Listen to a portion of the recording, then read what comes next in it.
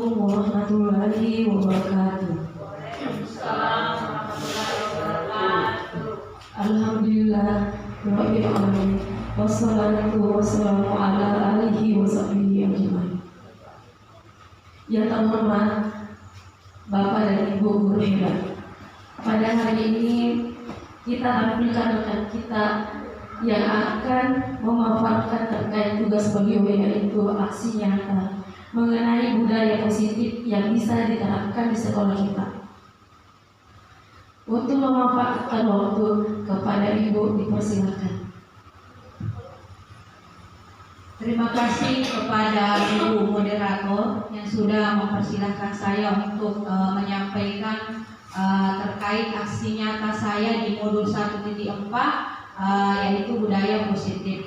Baik Bapak Ibu, saya minta kepada Bapak Ibu dulu untuk berdiri sebentar. Kita screening dulu sebentar Bapak Ibu.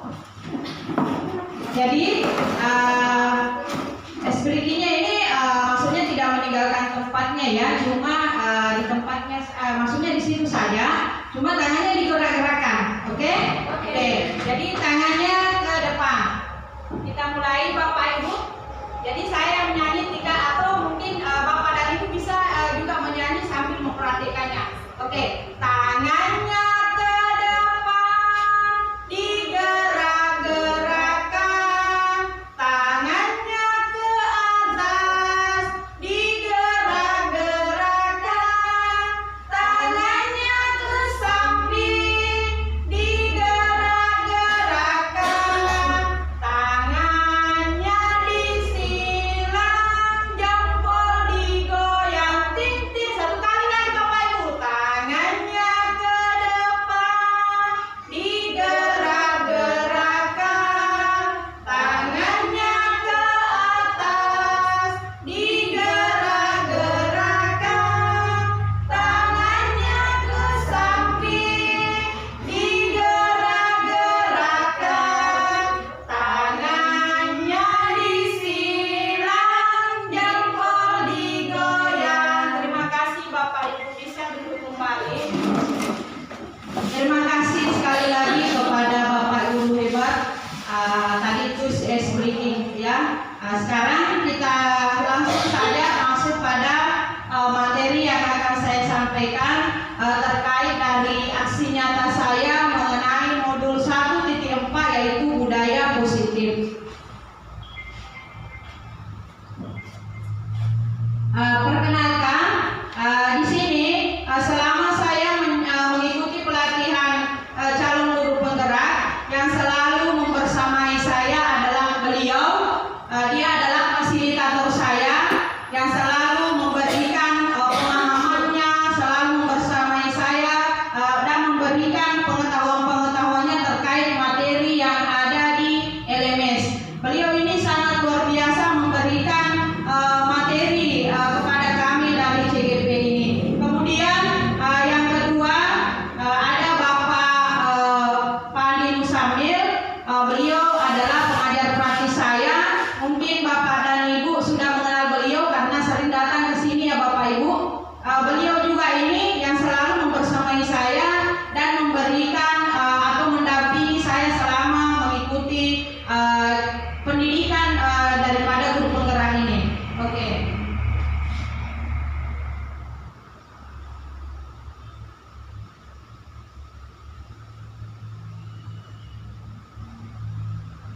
Baik Bapak Ibu, sekarang kita masuk pada materi yang akan saya sampaikan. Meskipun saya akan paparkan pada hari ini terkait dengan budaya positif. Sebelum kita masuk pada konsep-konsep kunci daripada modul budaya positif ini, tentunya kita harus tahu dulu apa itu budaya positif. Jadi budaya positif adalah nilai-nilai atau kebiasaan-kebiasaan atau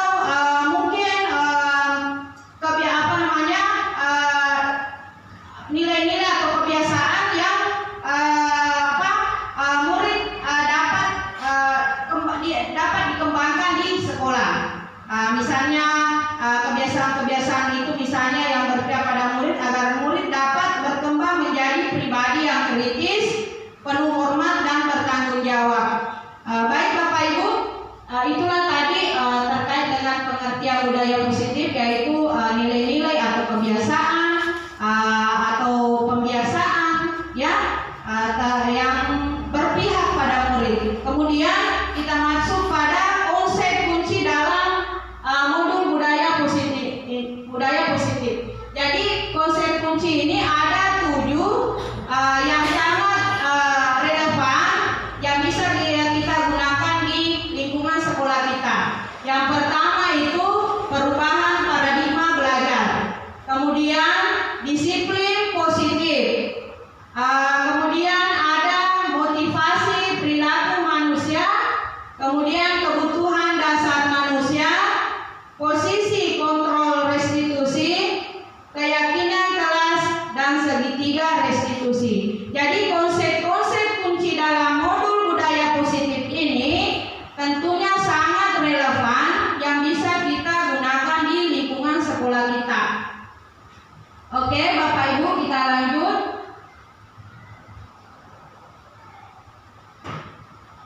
Jadi dari ketujuh konsep tersebut tentunya saya akan memaparkan satu persatu terkait dengan budaya positif yang ada di sekolah kita. Yang pertama itu perubahan paradigma belajar. Tentu Bapak dan Ibu harus mengenal apa dulu itu paradigma. Jadi kalau menurut saya paradigma itu artinya pemahaman atau pola pikir. Ya, jadi perubahan paradigma belajar itu adalah pola pikir. Nah, sekarang terkait dengan perubahan paradigma belajar dapat diartikan sebagai perubahan pola pikir terhadap proses pembelajaran. Jadi perubahan paradigma belajar adalah pergeseran dari pendekatan yang awalnya berpusat pada guru menjadi pendekatan yang berpusat pada murid. Ada beberapa perubahan paradigma yang terjadi di lingkungan sekolah kita. Di antaranya, guru tidak lagi sebagai mesin penjual pengetahuan, melainkan harus mampu tampil sebagai pelatih atau fasilitator belajar. Kemudian perubahan paradigma berikutnya adalah guru harus melatih murid agar mampu berpikir terampil, memecahkan masalah, dan membuat makna. Itu adalah beberapa perubahan paradigma yang terjadi. Kemudian kita masuk pada konsep yang kedua dari konsep budaya positif ini yang kedua adalah disiplin positif. Ketika mendengar kata disiplin, apa yang terbayang di benak Bapak dan Ibu? Jadi kata disiplin mungkin yang terbayang di benak kita itu berarti aturan, ya Bapak Ibu. Ya, apa yang terlintas di pikiran kita itu. Jadi kebanyakan orang akan menghubungkan kata disiplin dengan tata tertib, aturan, teratur, dan kepatuhan dan juga pada peraturan. Kata disiplin juga sering dihubungkan dengan hukuman.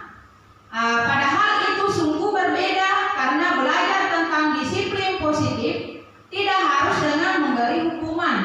Justru itu adalah salah satu alternatif terakhir dan bila perlu tidak digunakan sama sekali. Jadi terkait dengan disiplin, mendisiplinkan murid itu dengan cara menghukum itu kalau bisa Bapak Ibu itu tidak perlu kita lakukan lagi.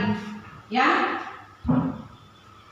Kemudian, jadi kesimpulannya adalah disiplin positif adalah pendekatan yang berfokus pada pengembangan karakter dan keterampilan hidup jangka panjang. Maksudnya di sini, ketika kita mendisiplinkan murid itu, maksudnya seperti hanya dalam berpakaian kan, ada istilahnya, misalnya hari Senin harus memakai pakaian putih merah hati ya. Kemudian ada juga kemudian pakaian pramuka itu. Jadi dalam mendisiplinkan dalam hal berpakaian ya. Jadi ada aturannya. Jadi ini bukan jangka pendek, tapi ini adalah jangka panjang murid di sekolah kita. Kemudian terkait dengan mendisiplinkan, tentunya ada hubungannya dengan apa yang disampaikan oleh Bapak Pendidikan kita, yaitu Ki Hajar Dewantara, yang menyatakan bahwa di mana ada kemerdekaan, disitulah harus ada disiplin yang kuat. Sungguh pun disiplin itu bersifat self-disiplin, yaitu kita sendiri yang mewajibkan kita dengan sekeras-kerasnya, tetapi itu sama saja, sebab jikalau kita tidak cakap melakukan self-disiplin, wajiblah penguasa lain untuk mendisiplinkan diri kita. Dan peraturan demikian itulah harus ada di dalam suasana yang merdeka. Jadi maksud dari Bapak Pendidikan Ki Hajar Dewantara ini, jikalau kita tidak bisa mendisiplinkan diri kita, artinya bisalah orang lain yang akan membantu kita untuk bagaimana cara mendisiplinkan diri kita. Begitu maksudnya, Bapak Ibu. Nah, sekarang kita masuk pada konsep budaya berikutnya, yaitu motivasi perilaku manusia. Motivasi berarti, kalau dari kata motivasi ini berarti dorongan, ya Bapak Ibu. Semangat, betul. Jadi Diane Gosson dalam bukunya Restructuring School Discipline menyatakan ada 3 motivasi perilaku manusia. Jadi beliau berpendapat bahwa dalam disiplin itu ada 3 motivasi perilaku manusia. Yang pertama, untuk menghindari ketidaknyamanan atau hukuman, yang artinya tentu ungkapan untuk menghindari ketidaknyamanan atau hukuman mengacu pada motivasi perilaku manusia yang berfokus pada menghindari konsekuensi negatif atau ketidaknyamanan. Jadi ini adalah tingkat terendah dari motivasi perilaku. Kemudian di mana seorang bertindak agar tidak mengalami hukuman atau ketidaknyamanan. Penekanannya bukanlah pada bagaimana berperilaku untuk menyenangkan orang lain atau menghindari ketidaknyamanan, namun tujuannya adalah menjadi orang yang menghargai nilai-nilai kebajikan yang mereka percayai. Itulah tadi terkait dengan untuk menghindari ketidaknyamanan atau hukuman. Kemudian motivasi perilaku manusia yang kedua adalah untuk mendapatkan imbalan atau penghargaan dari orang lain. Maksudnya di sini satu tingkat di atas motivasi yang pertama tadi itu. Di sini orang berperilaku untuk mendapatkan imbalan atau penghargaan dari orang lain. Orang dengan motivasi ini akan bertanya, apa yang akan saya dapatkan apabila saya melakukannya? Mereka melakukan sebuah tindakan untuk mendapatkan pujian dari orang lain yang menurut mereka penting dan mereka letakkan dalam dunia berkualitas mereka. Mereka juga melakukan sesuatu untuk mendapatkan hadiah atau pengakuan atau imbalan. Jadi motivasi ini juga bersifat eksternal. Adapun contoh dari motivasi terkait dengan untuk mendapatkan imbalan atau penghargaan dari orang lain itu, yang pertama adalah motivasi intrinsik, artinya motivasi yang ada dalam diri murid tersebut. Artinya keinginan untuk menyelesaikan tugas dengan baik, merasa puas setelah menyelesaikan proyek atau mencapai tujuan tertentu. Kemudian contoh dari motivasi untuk mendapatkan imbalan atau penghargaan dari orang lain adalah motivasi ekstrinsik. Maksudnya di sini di luar diri murid tersebut. Artinya penghargaan dan pengakuan sebagai bentuk penghargaan dari orang lain. Kemudian kita masuk pada motivasi perilaku yang ketiga adalah untuk menjadi orang yang mereka inginkan dan menghargai diri sendiri dengan nilai-nilai yang mereka percaya. Maksud dari motivasi yang ketiga ini artinya orang dengan motivasi ini akan bertanya, akan menjadi orang yang seperti apabila saya melakukannya. Mereka melakukan sesuatu karena nilai-nilai mereka yakini dan hargai, dan mereka melakukannya karena mereka ingin menjadi orang yang melakukan nilai-nilai yang mereka yakini tersebut. Ini adalah motivasi yang akan membuat seseorang memiliki disiplin positif, karena motivasi berperilakunya bersifat internal dan bukan eksternal. Adapun contoh dari motivasi yang ketiga terkait dengan untuk menjadi orang yang mereka inginkan dan menghargai diri sendiri dengan nilai-nilai yang mereka percaya. Contohnya misalnya menghilangkan penyesalan. Maksudnya jangan terlalu larut dalam penyesalan karena waktu tidak akan terulang. Fokus pada masa depan dan belajar dari kesalahan. Kemudian contoh berikutnya adalah berbicara dengan baik pada diri sendiri. Jadi maksudnya di sini hindari mengkritik diri sendiri secara berlebihan. Alihkan perhatian pada hal-hal positif dan berbicara dengan penuh kasih sayang pada diri sendiri. Kemudian kita masuk pada konsep dari budaya positif selanjutnya adalah kebutuhan dasar manusia. Ada 5 kebutuhan dasar manusia. Yang pertama, kebutuhan bertahan hidup. Jadi kalau berbicara dengan kebutuhan bertahan hidup, mungkin kita alihkan ke misalnya makanannya, minumannya, itu kebutuhan untuk bertahan hidup. Kemudian yang kedua, kasih sayang dan rasa diterima atau kebutuhan untuk diterima. Penguasaan atau kebutuhan pengakuan atas kemampuan. Kemudian kebebasan atau kebutuhan akan pilihan. Kemudian yang selanjutnya kesenangan, artinya kebutuhan untuk merasa senang. Jadi dari 5 kebutuhan dasar manusia ini ada hubungannya dengan kasus yang akan saya bahas hari ini. Jadi kasusnya seperti ini, Bu.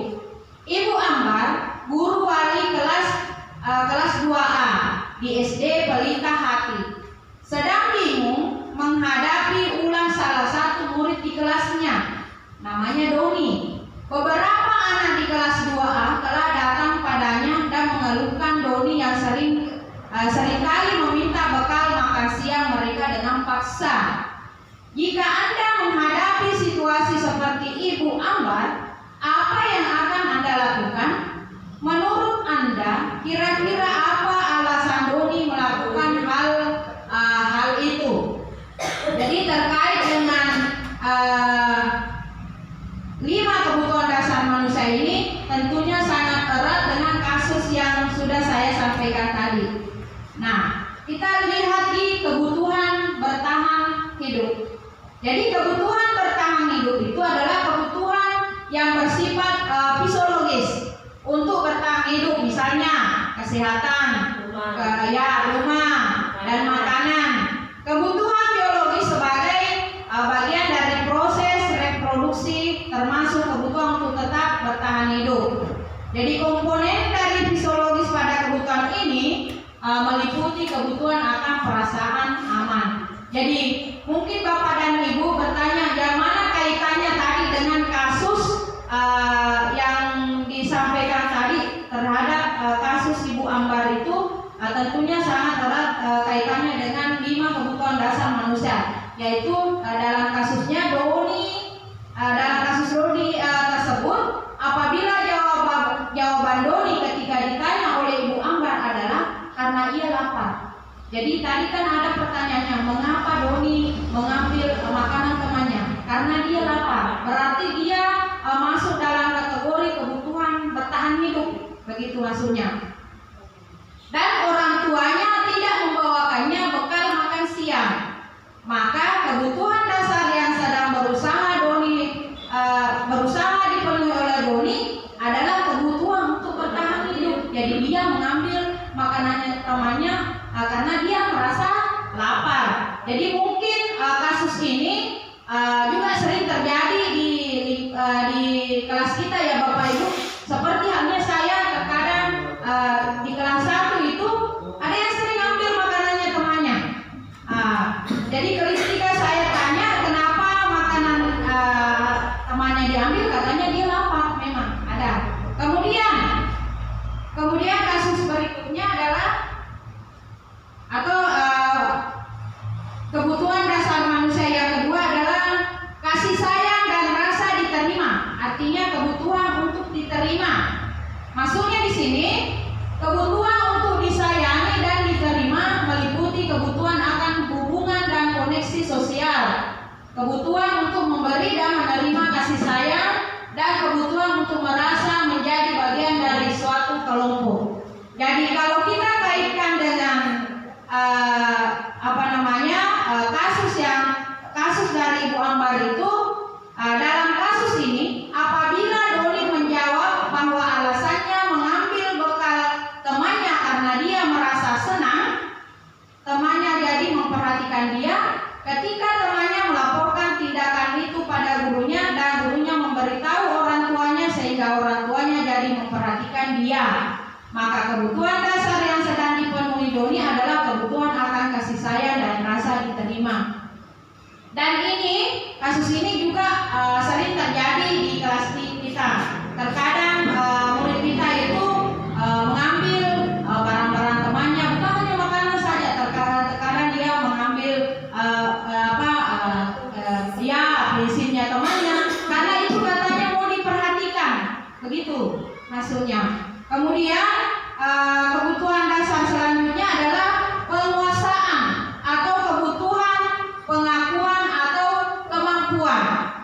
Jadi masuk di sini kebutuhan ini berhubungan dengan kekuatan untuk mencapai sesuatu, menjadi kompeten, menjadi terampil, diakui atas prestasi dan keterampilan kita didengarkan dan memiliki rasa harga diri.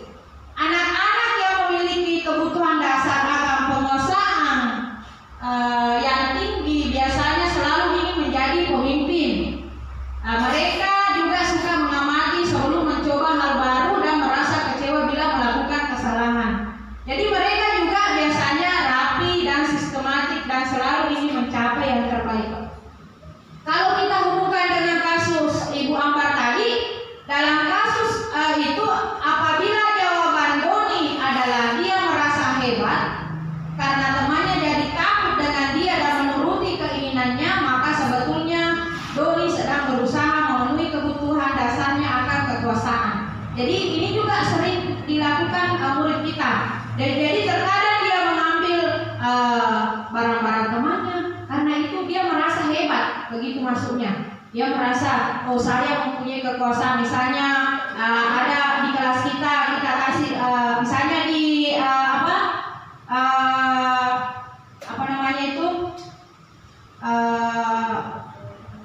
ada temannya yang sangat berkuasa di kelas itu sering mengambil orang jago di kelas. Dia selalu mengambil barang-barang temannya karena dia menganggap bahwa dia jago, begitu maksudnya. Kemudian kebebasan artinya kebutuhan akan pilihan. Maksudnya di sini kebutuhan untuk bebas adalah kebutuhan akan kemandirian, otonomi, memiliki pilihan dan mampu mengendalikan arah hidup seseorang. Anak-anak dengan kebutuhan kebebasan yang tinggi menginginkan pilihan. Mereka perlu banyak bergerak, suka mencoba-coba, tidak terlalu terpengaruh orang lain dan senang mencoba hal baru dan menarik. Jadi kalau kita hubungkan dengan kasus Doni terkait dengan 5 kebutuhan dasar manusia ini, yaitu kebebasan, maka bila jawaban Doni dalam kasus tersebut adalah bahwa dia merasa bosan dengan bekal makanan yang dibawakan ibunya dari rumah, karena ibunya selalu membawakan bekal yang sama. Oleh karena itu dia ingin mencoba makanan teman-temannya yang beraneka ragam. Maka Doni sedang berusaha memenuhi kebutuhan akan kebebasannya.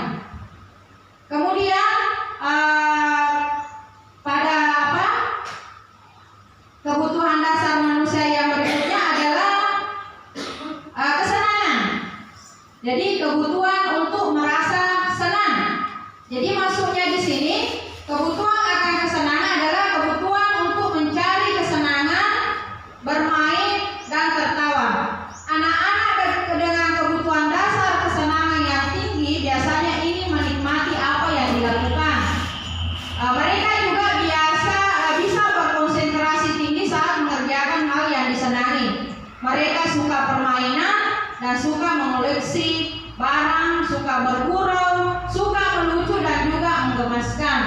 Bahkan saat mereka bertingkah laku buruk, mereka masih terlihat lucu. Jadi kalau misalnya kita kaitkan dengan kasus dengan Ibu Ambar, dalam kasus tersebut, bila Doni menjawab bahwa ia melakukannya karena iseng saja, dan ia menikmati ekspresi wajah teman-temannya yang kesal karena diambil makanannya. Dan menurut dia, ekspresi teman-temannya itu lucu, maka berarti Doni sedang berusaha memenuhi kebutuhannya akan kesenangan. Jadi terkadang juga ibu ini ada juga di kelas kita ini, Bu. Biasa dia mengambil mainannya temannya, dia merasa bahwa wah, saya senang kalau misalnya temannya marah seperti itu. Kemudian kita masuk pada konsep posisi kontrol restitusi. Jadi dari posisi kontrol restitusi ini ada 5 posisi yang terkadang kita lakukan ya di sekolah ataupun di kelas kita. Jadi menurut Gassen berkesimpulan ada 5 posisi kontrol yang diterapkan seorang guru, orang tua ataupun atasan dalam melakukan kontrol. Yang pertama itu adalah posisi penghukum, kemudian posisi pembuat merasa bersalah, posisi teman, posisi pemantau atau monitor, dan posisi manajer. Jadi terkait kelima posisi ini kita bisa perhatikan video yang berikut ini.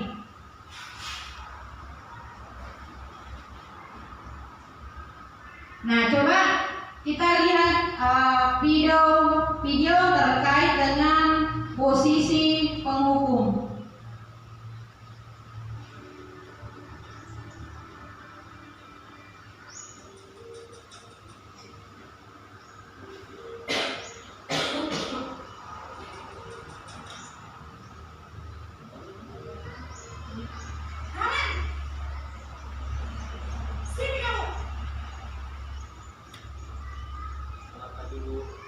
Selalu terlambat. Kamu deh, pasti terlambat. Maklum, saya Apa coba? Alasan kamu apa lagi? Kapan sih kamu tidak terlambat? Malas sekali ya kamu jadi anak. saya Dasar pemalas. Gak kapok-kapok sih kamu. Sudah berapa kali terlambat? Sana, kamu keliling lapangan basket 2 kali. kenapa saya harus dari lapangan basket, Bu? Kenapa? Kamu lawan ibu. Berani-beraninya jawab. Sudah terlambat, masih berani jawab pula. Sekarang, keliling lapangan basket 5 kali sekalian. Biar kapok. Cepat. Pergi sana ke lapangan basket. Ya, itulah tadi video singkat mengenai posisi penghukum. Posisi penghukum. Jadi ketika di posisi penghukum ini, nada seorang guru itu suaranya tinggi. Jadi bahasa tubuh ibu guru tadi seakan-akan ingin menghardik muridnya, seperti itu. Jadi dari kata ibu guru tadi mengatakan terlambat lagi, pasti terlambat lagi, begitu maksudnya. Selalu datang terlambat. Kapan bisa datang tepat waktu? Begitu kata guru kepada muridnya. Jadi tanyakan kepada diri kita sebagai pendidik, bagaimana perasaan murid bila kita sebagai guru berbicara seperti itu pada saat muridnya datang terlambat.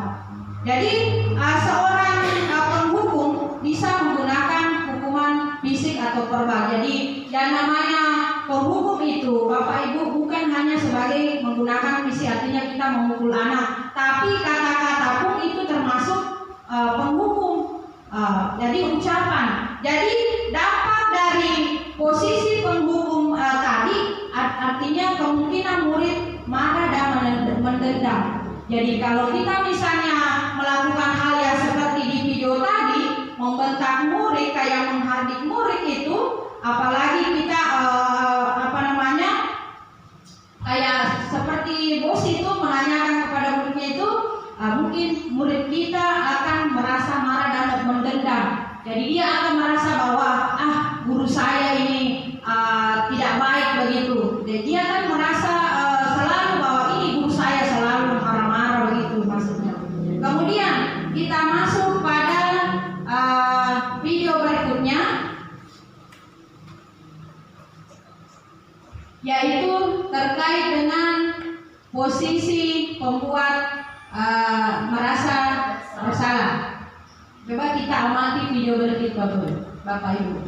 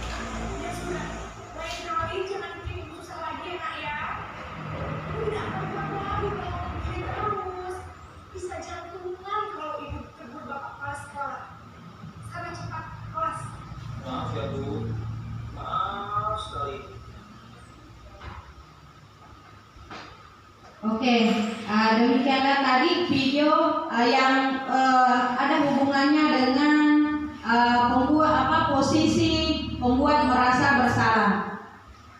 Jadi pada posisi pembuat merasa bersalah ini biasanya guru akan bersuara lebih lembut. Pembuat rasa bersalah akan menggunakan keheningan yang membuat orang lain merasa tidak nyaman, bersalah atau rendah diri. Seperti yang dilakukan tadi, di mana ibu guru mengatakan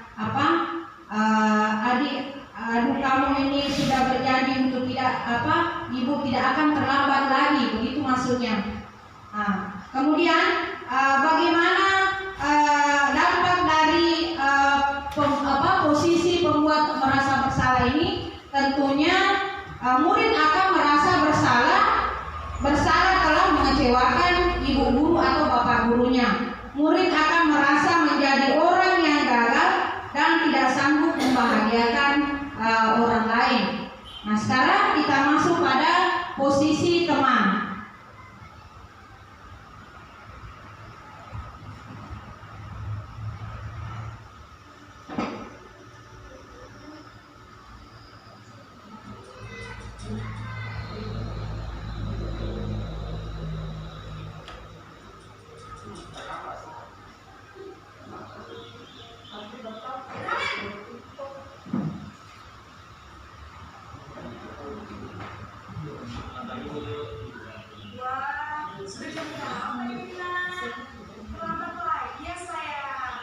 Iya Bu, habis saya ngomong ke saya Bu. Kamu malah menyalahkan ibu kamu. Kamu bukannya anak yang paling kencang. Kok terlambat sih? Iya Bu, saya memang terlambat bangun tadi. Jadi biarpun saya lari kencang, tetap nggak kejar Bu. Ya sudah sana. Nanti lain kali larinya lebih kencang lagi ya. Biar gak terlambat lagi. Bikin seneng ibu demi ibu. Bisa kan? Bisa lah Bu. Ya sudah sana masuk kelas. Ibu beresin urusan absen kamu. Kamu ini ada-ada saja. Ya, itulah tadi adegan terkait dengan posisi teman. Jadi pada posisi teman ini, guru pada posisi ini tidak akan menyakiti murid, namun akan tetap berupaya mengontrol murid melalui persuasi. Posisi teman pada guru bisa negatif ataupun positif. Positif di sini berupa hubungan baik yang terjalin antara guru dan murid. Hasil atau dampak dari posisi teman ini, murid akan merasa senang dan akrab dengan guru. Kemudian kita masuk pada adegan posisi pemantau atau monitor.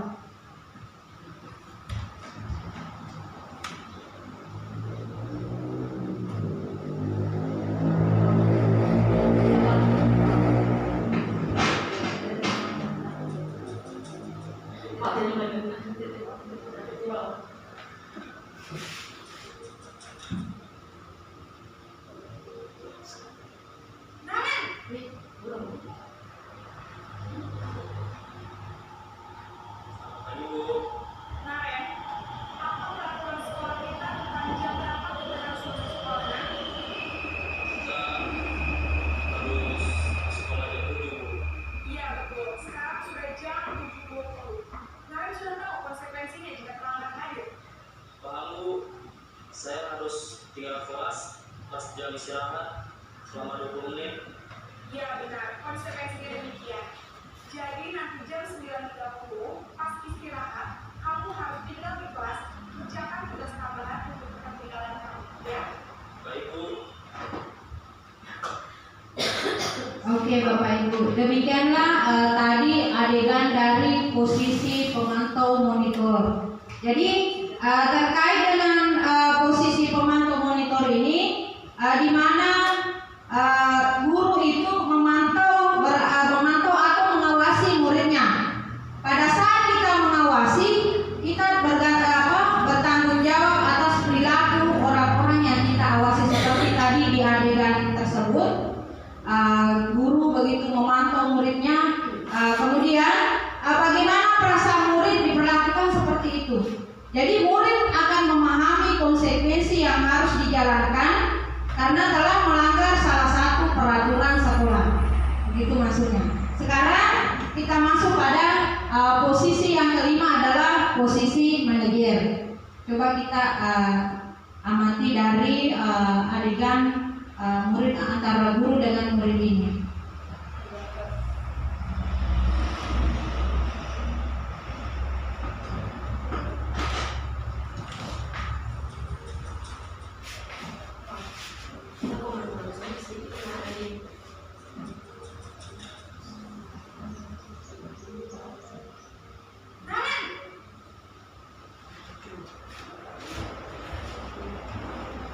Pagi Bu. Selamat pagi Naren. Maaf Bu, saya terlambat. Iya, sekolah masuknya jam 7, sekarang sudah jam 7.20. Jadi sekarang bagaimana nih Naren? Maaf Bu, saya lupa saya semalam. Baiklah, menurut kamu, keyakinan sekolah yang mana yang perlu kamu tingkatkan? Menghargai diri sendiri dan orang lain mungkin ya Bu. Setuju. Jadi, apakah Naren meyakini prinsip saling menghormati tersebut? Iya Bu, saya meyakininya. Apakah Naren bersedia memperbaiki masalah keterlambatan ini? Bersedia Bu. Bagaimana kamu akan memperbaiki masalah keterlambatan ini? Saya akan coba untuk tidak lupa menyetel alarm saya Bu. Baik, kalau Naren belum mengenal di rumah, ada orang yang kira-kira bisa bantu mengingatkannya.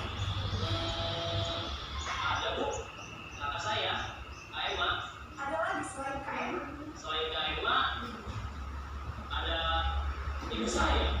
Baik, jadi yang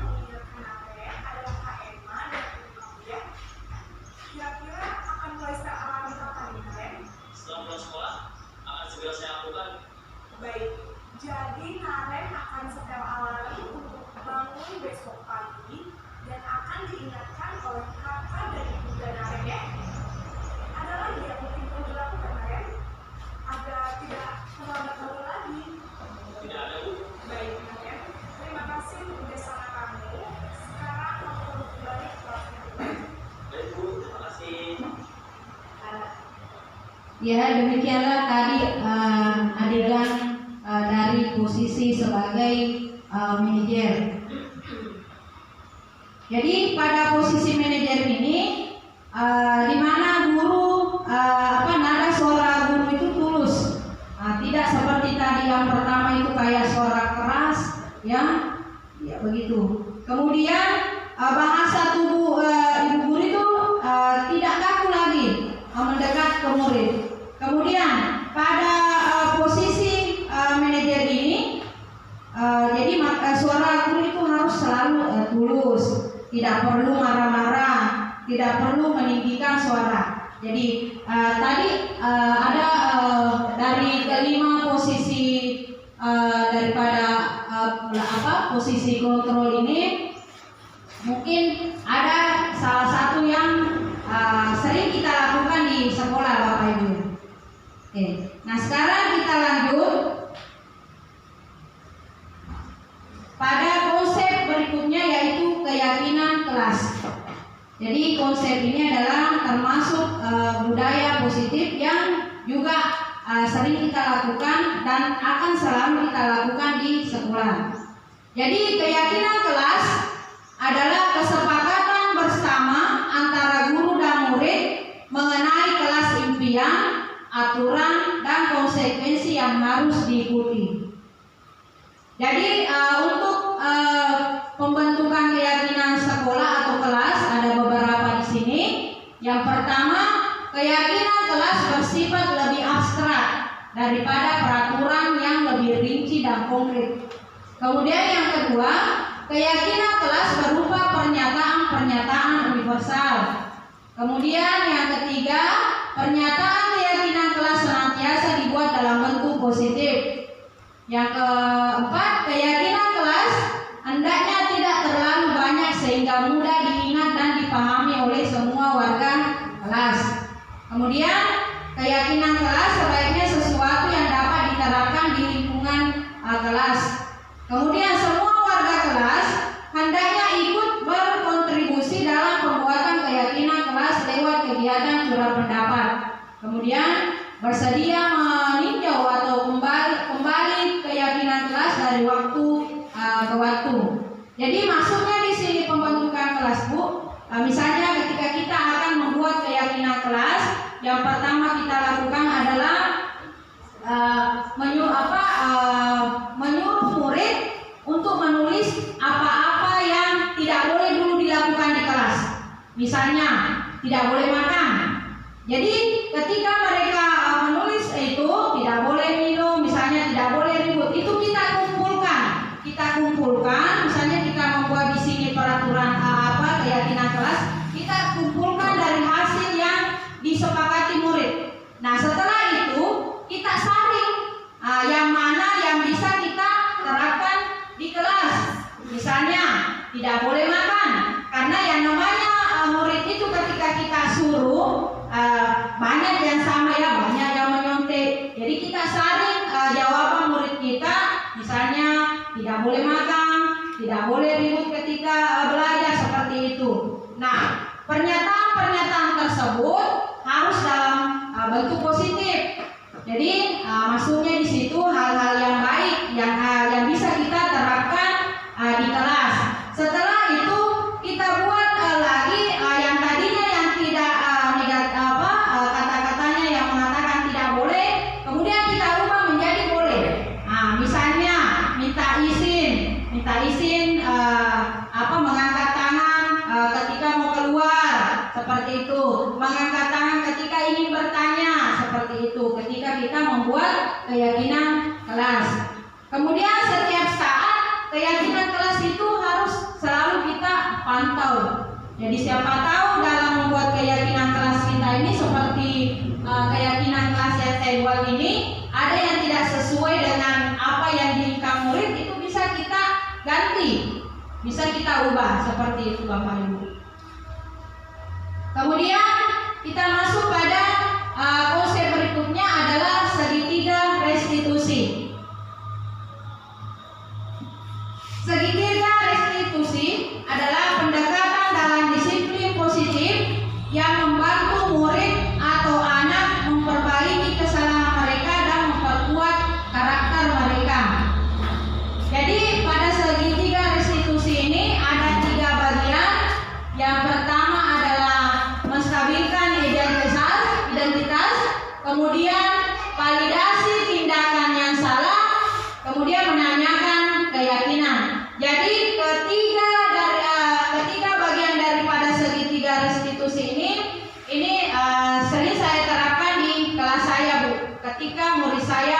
membuat kesalahan. Jadi ini kita bisa pakai ini segitiga restitusi. Jadi menstabilkan identitas. Artinya bagian dasar segitiga bertujuan untuk mengubah identitas anak dari orang yang gagal karena melakukan kesalahan menjadi orang yang sukses. Anak yang melanggar peraturan karena sedang mencari perhatian adalah anak yang sedang mengalami kegagalan. Dia mencoba untuk memenuhi kebutuhan dasarnya, namun ada benturan. Kalau kita mengkritik dia, maka kita akan tetap membuatnya dalam posisi gagal. Kalau kita ingin dia menjadi reflektif, maka kita harus meyakinkan si anak dengan cara mengatakan kalimat-kalimat seperti ini. Berbuat salah itu tidak apa-apa. Jadi ketika kita menstabilkan identitas yang kita lakukan kepada murid kita itu, artinya kita menanyakan bahwa berbuat salah itu tidak apa-apa. Tidak ada manusia yang sempurna. Saya juga pernah melakukan kesalahan seperti itu. Kita bisa menyelesaikan ini. Jadi Bapak Ibu tidak tertarik mencari siapa yang salah, tapi Bapak Ibu ingin mencari solusi dari permasalahan ini. Kemudian kamu berhak merasa begitu. Apakah kamu sedang menjadi teman yang baik buat dirimu sendiri? Jadi itu adalah kata-kata yang sering muncul ketika kita menstabilkan identitas. Kemudian segitiga restitusi yang kedua adalah validasi tindakan yang salah. Setiap tindakan kita lakukan dengan suatu tujuan, yaitu memenuhi kebutuhan dasar. Kalau kita memahami kebutuhan dasar apa yang mendasari sebuah tindakan, kita akan bisa menemukan cara-cara paling efektif untuk memenuhi kebutuhan tersebut. Kalimat-kalimat tiba ini mungkin terdengar asing buat guru, namun bila dikatakan dengan nada tanpa menghakimi akan memvalidasi kebutuhan mereka. Padahal kamu ini pertanyaan yang sering muncul ketika validasi tindakan yang salah kepada murid. Padahal kamu bisa melakukan yang lebih buruk dari ini. Begitu pertanyaan yang sering muncul. Kamu pasti punya alasan mengapa melakukan hal ini. Kamu patut bangga pada dirimu sendiri karena kamu telah melindungi sesuatu yang penting buat kamu. Kamu boleh mempertahankan sikap itu, tapi kamu harus menambahkan sikap yang baru. Jadi itu adalah pernyataan yang sering muncul ketika kita validasi tindakan yang salah kepada murid kita. Kemudian segitiga restitusi yang ketiga adalah menanyakan keyakinan. Teori kontrol menyatakan bahwa kita pada dasarnya termotivasi secara internal ketika identitas sukses telah tercapai dan tingkah laku yang salah telah divalidasi, maka anak akan siap untuk dihubungkan dengan nilai-nilai yang dia percaya dan berpindah menjadi orang yang dia inginkan. Pertanyaan-pertanyaan di bawah ini berhubungan dengan keyakinan anak dengan keyakinan kelas atau keluarga. Jadi ketika kita menanyakan keyakinan kepada murid kita, pertanyaan yang biasa muncul itu adalah apa yang kita percaya sebagai kelas atau keluarga, apa nilai-nilai umum yang kita telah sepakati, apa bayangan kita tentang kelas yang ideal, kamu mau jadi orang yang seperti apa? Seperti itu Bapak Ibu, pertanyaan-pertanyaan yang muncul ketika kita menanyakan keyakinan kelas. Kemudian ya, demikianlah tadi pemaparan saya mengenai budaya positif yang bisa kita terapkan di sekolah, yang sangat relevan, yang bisa kita terapkan Bapak Ibu. Mungkin saya serahkan kepada Ibu moderator.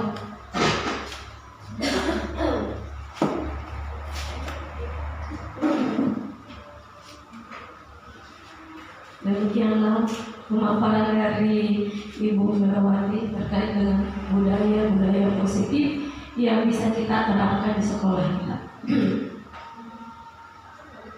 Dari pemaparan tadi mungkin ada yang ingin disampaikan atau ditanggapi Bapak Ibu.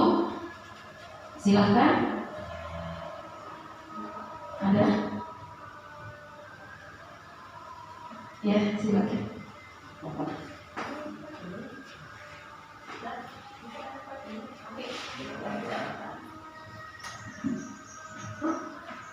Assalamualaikum warahmatullahi wabarakatuh. Waalaikumsalam warahmatullahi wabarakatuh. Terima kasih atas kesempatan berikan. Yang ini terkait dengan pemaparan itu tadi, yang mau saya tanyakan di sini yaitu apa maksud dari guru tidak lagi sebagai mesin penjual pengetahuan, melainkan harus mampu tampil sebagai pelatih atau fasilitator belajar. Maksudnya, terima kasih.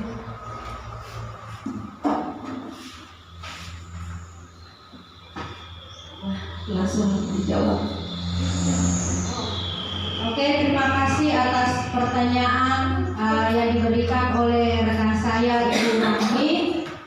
Pertanyaannya sangat luar biasa Bapak Ibu terkait dengan perubahan paradigma yang terjadi, yaitu pertanyaannya guru, apa maksud guru itu tidak lagi sebagai mesin penjual pengetahuan, melainkan harus mampu tampil sebagai pelatih atau fasilitator dalam belajar. Jadi maksudnya di sini guru tidak lagi sebagai mesin penjual pengetahuan. Maksudnya guru telah berubah dari sekedar menyampaikan pengetahuan. Artinya kalau menyampaikan pengetahuan itu kita anggap sebagai mesin penjual pengetahuan, menjadi lebih terarah lagi, lebih kompleks lagi. Jadi kalau masuknya di sini mesin penjual pengetahuan, artinya kita hanya menyampaikan kepada murid bahwa ini adalah pelajaran yang kalian lakukan. Padahal seperti itu tidak boleh, seperti itu tidak. Jadi guru itu harus menjadi fasilitator untuk murid.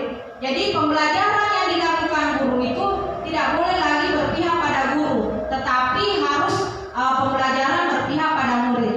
Begitu maksudnya.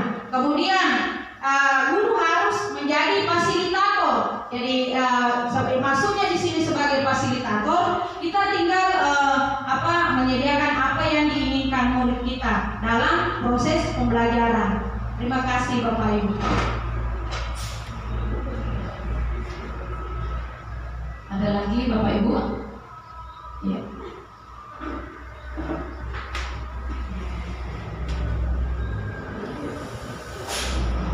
Terima kasih. Assalamualaikum warahmatullahi wabarakatuh. Waalaikumsalam warahmatullahi wabarakatuh. Yang saya ingin tanyakan di sini tadi yang Ibu paparkan tentang 7 konsep budaya positif. Di dalam 7 konsep budaya positif ini, yang mana yang Ibu bisa terapkan kepada siswa dan bisa diberikan contoh? Terima kasih. Assalamualaikum warahmatullahi wabarakatuh. Waalaikumsalam warahmatullahi wabarakatuh. Iya, saya pada kembali. Terima kasih kepada rekan saya Ibu Irmawati terkait dengan pertanyaan tadi mengenai budaya positif, yang ke-7 konsep ya, budaya positif yang mana diterapkan. Kalau menurut saya Bu, dari ke-7 budaya positif itu yang saya paparkan tadi, semuanya bisa kita terapkan, semuanya bisa. Jadi mungkin ada yang tidak sesuai dari budaya positif, kita tidak lakukan. Tapi budaya-budaya yang saya sampaikan tadi itu bisa kita terapkan, misalnya pada posisi kontrol ya. Di situ ada kan 3 posisi kontrol, 5 posisi kontrol. Di situ yang paling bagus kita terapkan adalah posisi manajer. Jadi kita jangan masuk pada posisi penghukum, karena posisi penghukum itu sering kita lakukan. Tapi untuk hari ini dan selanjutnya, kalau bisa posisi-posisi yang seperti tadi yang saya sampaikan, kecuali dari posisi manajer itu bisa kita terapkan ke murid kita, karena keempat posisi tersebut mempunyai dampak yang bisa merugikan murid kita. Seperti pada posisi penghukum. Jadi kalau kita melakukan posisi penghukum ini, tentunya murid akan merasa dendam ke kita. Seperti itu Bapak Ibu.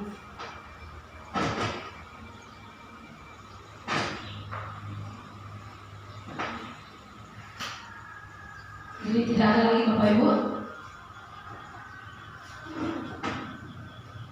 Jadi baiklah, kalau tidak ada lagi, iya, mau disampaikan. Demikian. Ayo, sedikit. Ayo berdiri Bapak Ibu.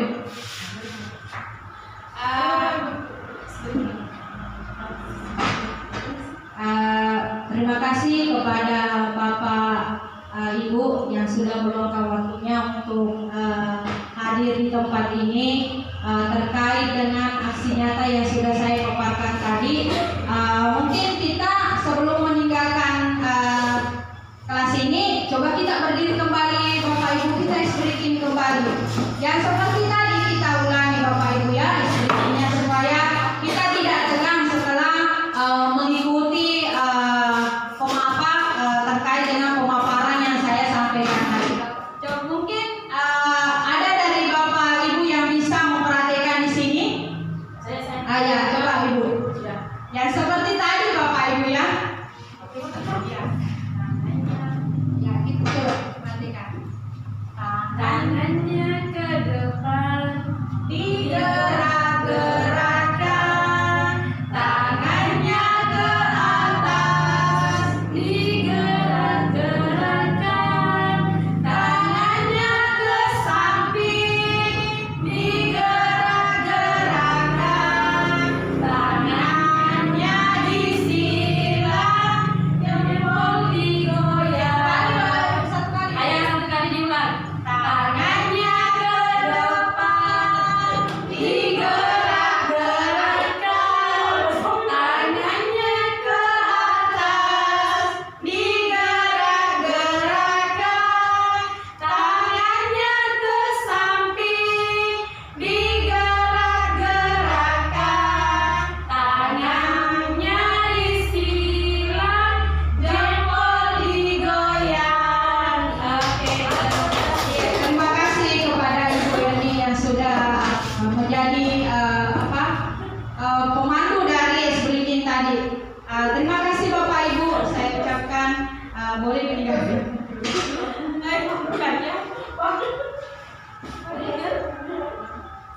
Ya, demikianlah pertemuan singkat ini. Subhanaka Allahumma wa bihamdika asyhadu an la ilaha illa anta astaghfiruka wa atubu ilaik. Assalamualaikum warahmatullahi wabarakatuh. Waalaikumsalam warahmatullahi wabarakatuh. Saya pas Bisa jalan.